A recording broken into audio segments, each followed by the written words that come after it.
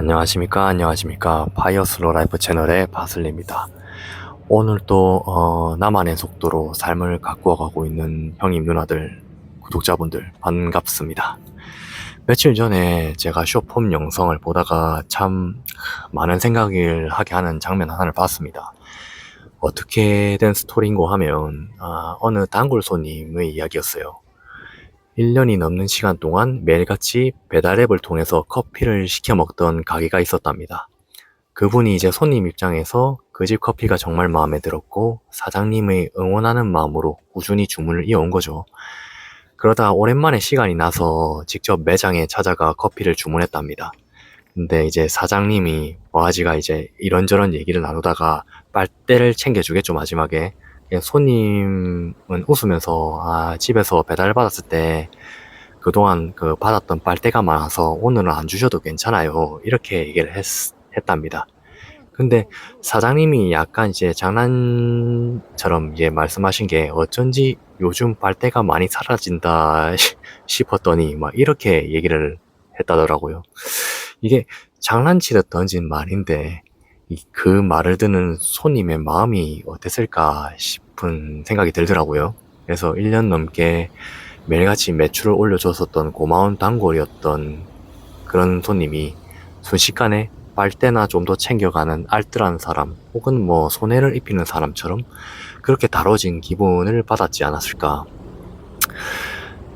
그래서 이제 그 손님은 말없이 돌아섰고 결국 그것으로 상처를 받았는지 그 가게의 단골을 그만두었다 합니다.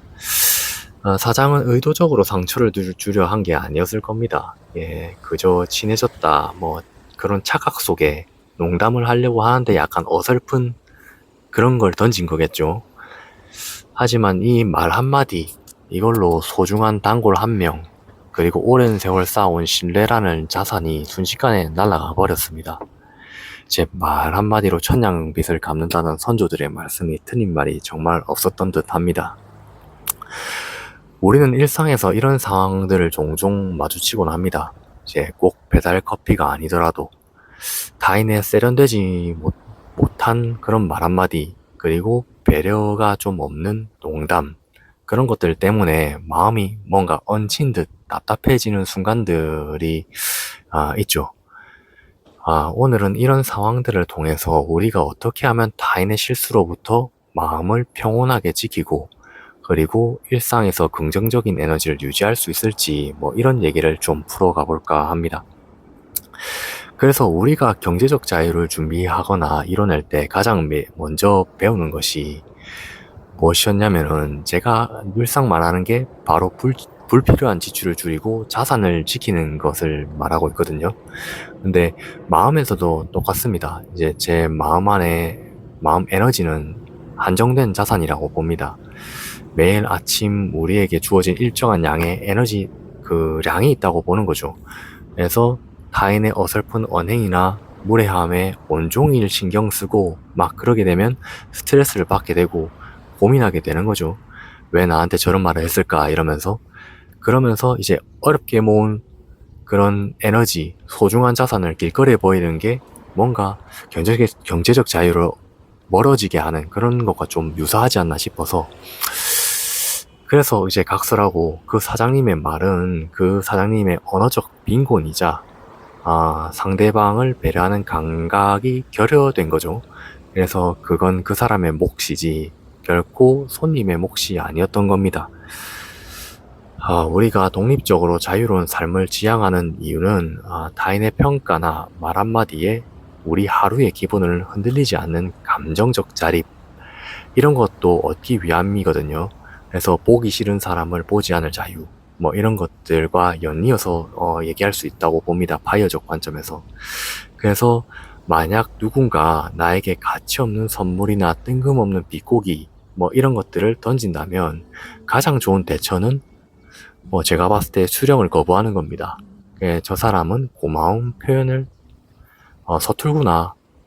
고마움을 표현하는 방법을 모르는구나. 저 사람에게 기분 좋은 농담을 하는 기술이 부족하구나. 상대방에게 그런 농담을 하는 기술이 부족하구나. 그렇게 객관적으로 좀 바라보고, 그러면서 이제 그 마음의 부채를 그 자리에 두고 툭 던져두고 돌아오면 됩니다. 그래서 빨대가 많이 사라진다 했더니 뭐 이런 말을 들었을 때 그것을 우리 자존감의 문제로 가져오지 않고 저 사람의 유머 감각이 참 아쉽다 정도로 넘길 수 있는 우리들만의 여유, 그 우리 스스로의 여유, 그리고 그런 것들이 바로 우리가 일상에서 지켜야 할 첫 번째 마음의 방어막이 아닌가 그렇게 생각을 합니다. 그렇다면 이런 상황 속에서 단순히 참는 것을 넘어서 어떻게 이런 걸 통해서 긍정적인 에너지로 만들어낼 수 있을까? 여기서 필요한 게 이제 관점의 전환이라 보거든요. 이제 관점을 전환해서 첫 번째로 이제 타인의 한계를 확인한 것에 그냥 감사한 거죠. 내가 애정을 가졌던 장소나 사람이 알고 보니 내 기대에 미치지 못한다는 것을 깨달았을 때 그럴 때 우리는 그냥 서운함을 느끼죠. 아쉽고. 그럴 때 달리 생각하면 더 큰 마음이나 에너지를 쏟기 전에 그것의 미천을 빨리 확인한 셈입니다. 그래서 에너지가 한정적이다라고 볼 때 나에게 긍정적인 에너지를 주지 못하는 관계나 공간, 사람이라면 그냥 미련 없이 내 삶의 목록에서 정리하면 됩니다. 이게 선택권이 우리 자신에게 있으니까요. 바이오족 관점에서요. 네. 둘째로 이제 반면교사를 통한 우리 안의 품격을 채우는 방법 뭐 이런 걸 보는 겁니다. 그 사장님의 실수로부터 이렇게 우리는 배우는 거죠. 저도 그런 목적으로 짓게 이렇게 영상을 만들고 있는 거기도 하고요.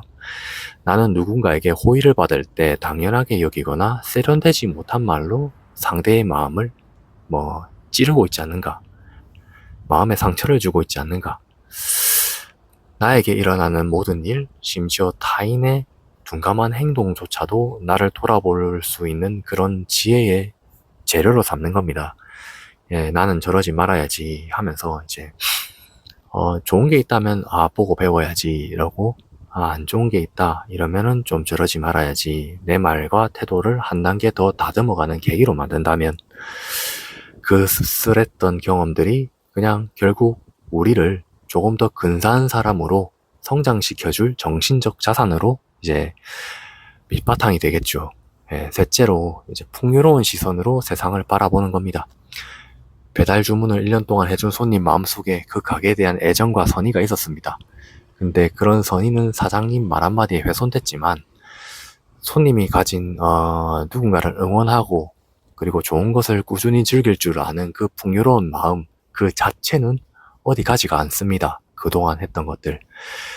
손해본 것은 선의를 알아보지 못하고 단골을 잃은 사장님이지 이제 고마운 마음을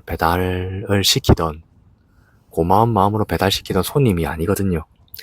그러니까 이제 우리 안에 있는 풍요로움과 선의의 가치를 스스로 믿는다면 타인의 어설픈 반응, 서툰 그런 것에 우리의 가치가 깎여나가지는 않을 겁니다. 그래서 이걸 이어서 얘기를 하자면 우리가 이제 추구하는 자유로운 삶은 단순히 일을 하지 않은 삶을 의미하지 않습니다. 파이어족을 제가 바라볼 땐 내 시간, 나의 감정, 그리고 나의 에너지의 주도권을 완전히 스스로 쥐고 있는 삶을 뜻하는 거죠. 그래서 오늘 하루 혹시 누군가의 생각 없는 말 한마디나 배려 없는 행동 때문에 마음 한구석에 얹힌 듯 답답하셨다면 그런 마음을 좀 가만히 들여다보시고 스스로에게 말해주셨으면 좋겠습니다. 그건 그 사람의 언어일 뿐 우리의 가치와는 아무런 상관이 없어. 내 소중한 마음의 에너지는 오늘 나를 기쁘게 하는 것에 온전히 다 쓰자.